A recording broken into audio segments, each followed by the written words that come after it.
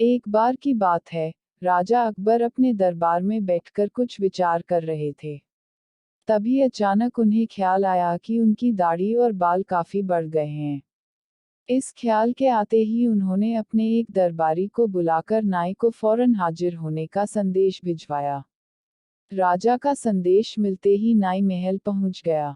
महल पहुंचकर नाई राजा की हजामत बना ही रहा था कि कहीं से एक कौवा वहां आकर बैठ जाता है और कांव कांव करने लगता है। राजा अकबर नाई से पूछते हैं, यह कौवा कांव कांव क्यों कर रहा है? इस पर नाई जवाब देता है, यह आपके पूर्वजों का हालचाल बताने आया है। अगर आप हमारे चैनल पर नए हैं, तो चैनल को सब्सक्राइब करें और घंटी दबाएं और हमारी वीडियो का नोटिफिकेशन टाइम पर पाएं, और वीडियो पसंद आए तो लाइक और कमेंट करें। नाई के इतना कहते ही राजा अकबर आश्चर्य से पूछते हैं, तो बताओ फिर यह कौवा मेरे पूर्वजों के बारे में आखिर क्या बता रहा है? राजा के इस सवाल पर नाई कहता है, यह कौवा कह रहा है कि आपके पूर्वज स्वर्ग में मुसीबत में हैं और काफी परेशान हैं।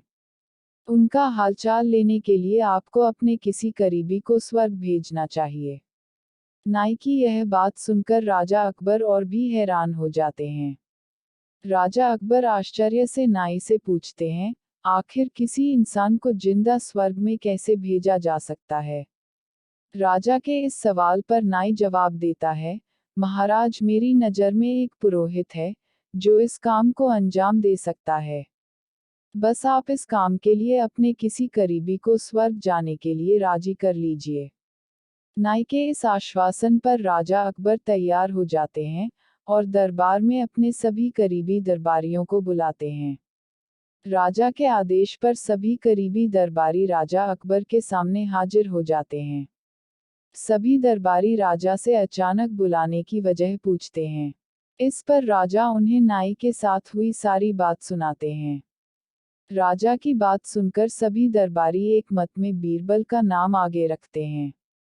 दरबारी कहते हैं कि स्वर्ग जाकर पूर्वजों का हाल चाल लेने के लिए बीरबल से उचित व्यक्ति और कोई नहीं हो सकता, क्योंकि बीरबल हम सब में सबसे ज्यादा बुद्धिमान और चतुर है। इसलिए इस स्वर्ग में आपके पूर्वजों का हाल चाल लेकर वह उनकी परेशानी का हल आसानी से निकाल सकता है। राजा अकबर दरबारियों की इस सलाह को मानते हुए बीरबल को स्वर्ग भेजने की तैयारी कर लेते हैं। इस बात का पता चलते ही बीरबल शहंशाह अकबर से पुरोहित को बुलाकर स्वर्ग भेजने की विधि के बारे में पूछते हैं। बीरबल की इस बात पर राजमहल में पुरोहित को बुलवाया जाता है। पुरोहित के आते ही उनसे स्वर्ग जाने की विधि के बारे में पूछा जाता है। पुरोहित बताते हैं, आपको यहीं पास में मौजूद एक घास के ढेर में भेजा जाएगा। बाद में उस ढेर में आग लगा दी जाएगी। फिर कुछ मंत्रों की शक्ति से आपको स्वर्ग भेज दिया जाएगा। स्वर्ग जाने की पूरी प्रक्रिया जानने के बाद बीरबल राजा अकबर से करीब 11 दिन का समय मांगते हैं और पुरोहित को 11 दिन बाद बुलाने की बात रखते हैं। वह कहते हैं, मैं स्वर्ग जा रहा हूँ, और कितने दिन मुझे लौटने में लगेंगे, इस बारे में निश्चित तौर पर कुछ भी कहना मुश्किल है। इसलिए स्वर्ग जाने से पहले एक बार मैं अपने परिवार से मिलना चाहता हूँ और कुछ समय बिताना चाहता हूँ। बीरबल अपने घर जाने के लिए महल से रवाना हो जाते हैं। देखते देखते 11 दिन बीत जाते हैं। 12वें दिन बीरबल स्वर्ग जाने के लिए राजा अकबर के सामने हाजिर होते हैं। पुरोहित को बुलाया जाता है और बीरबल को स्वर्ग भेजने की तैयारी की जाने लगती है। पुरोहित बीरबल को स्वर्ग भेजने के लिए महल से कुछ दूर घास का एक ढेर लगवाते हैं। बीरबल को स्वर्ग भेजने के लिए घास के ढेर के अंदर भिजवाया जाता है। घास के ढेर के अंदर जाते ही पुरोहित घास के ढेर में आग लगा देते हैं और बीरबल को स्वर्ग भेजने की प्रक्रिया पूरी होती है। धीरे धीरे 2 महीने बीत जाते हैं और राजा अकबर को बीरबल की चिंता होने लगती है। तभी अचानक बीरबल दरबार में हाजिर हो जाते हैं। राजा अकबर बीरबल को देखकर प्रसन्न होते हैं और अपने पूर्वजों का हाल चाल पूछते हैं। तब बीरबल बताते हैं, आपके पूर्वज काफी खुश हैं और मजे में हैं। उन्हें बस एक ही तकलीफ है कि उनकी दाढ़ी और बाल काफी बड़े हो गए हैं, जिन्हें काटने वाला स्वर्ग में कोई नाई नहीं है।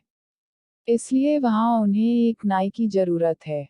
बीरबल कहते हैं, ऐसे में हमें आपके पूर्वजों के लिए एक अच्छे नाई को स्वर्ग भेजने की तैयारी करनी चाहिए। बीरबल की इस बात पर राजा नाई को स्वर्ग जाने का आदेश देते हैं। राजा का आदेश सुनकर नाई घबरा जाता है और राजा के पैरों में गिरकर माफी मांगने लगता है। नाई राजा से कहता है कि यह सब कुछ उसने वजीर अब्दुल्ला के कहने पर किया था। यह सब उन्हीं की साजिश थी, ताकि वह बीरबल को अपने रास्ते से हटा सकें। अब राजा अकबर के सामने सारी सच्चाई आ चुकी थी। ये सब जानने के बाद राजा अकबर ने वजीर अब्दुल्ला और उनके साथियों को दंड देने का आदेश दिया। अंत में राजा अकबर बीरबल से पूछते हैं, तुम्हें इस सच्चाई का पता कैसे चला, और तुम घास के ढेर में आग लगने के बाद कैसे बच गए? तब बीरबल जवाब देते हैं, आग के ढेर में जाने की बात सुनकर मुझे इस साजिश का अंदाजा हो गया था। इसी वजह से मैंने 11 दिन का समय मांगा था। उन 11 दिनों में मैंने उस घास के ढेर वाले स्थान के नीचे से अपने घर तक एक सुरंग बनवा दी थी। उस सुरंग के जरिए ही मैं वहां से बचकर निकल पाया। बीरबल की पूरी बात सुनकर राजा बहुत प्रसन्न हुए और बोले, वाह बीरबल वाह, यह काम केवल तुम ही कर सकते थे। कहानी से सीख। बीरबल की स्वर्ग की यात्रा कहानी से सीख मिलती है कि सूझबूझ से बड़ी परेशानी का हल आसानी से निकाला जा सकता है।